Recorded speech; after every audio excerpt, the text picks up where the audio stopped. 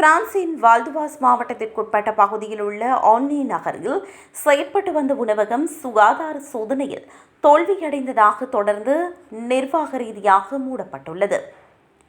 திங்கட்கிழமை அன்று மக்கள் பாதுகாப்புத் துறையினர் நடத்திய ஆய்வில் அந்த உணவகத்தில் சுகாதாரம் தொடர்பான பல தீவிர விதிமீறல்கள் கண்டறியப்பட்டன. சமையல் கூடம் மற்றும் உபகரணங்கள் மிகவும் அழுக்காகவும் முறையாக பராமரிக்கப்படாமலும் இருந்தது அதிகாரிகளை அதிர்ச்சிக்குள்ளாக்கியது. குறிப்பாக காலாவதி திகதி முடிந்த உணவுகள் வாடிக்கையாளர்களுக்கு வழங்க சேமித்து வைக்கப்பட்டிருந்தது தெரிய வந்தது. மேலும் உணவுப் பொருட்களை சேமிக்கும் முறைகள் பாதுகாப்பற்றதாகவும் அவை எங்கிருந்து கொள்வனம் செய்யப்பட்டன என்பதற்கான முறையான ஆவணங்கள் இல்லாமலும் இருந்தன. சுயசேவை முறையில் வைக்கப்பட்டிருந்த உணவுகள் சரியான வெப்பநிலையில் பராமரிக்கப்படவில்லை என்று கண்டுபிடிக்கப்பட்டது. இது பாக்டீரியாக்கள் வேகமாக வளர்வதற்கும் உணவருந்துபவர்களுக்கு தீவிரமான உணவு நச்சு ஏற்படுவதற்கும் வழிவகுக்கும் என்று அதிகாரிகள் எச்சரித்தனர்.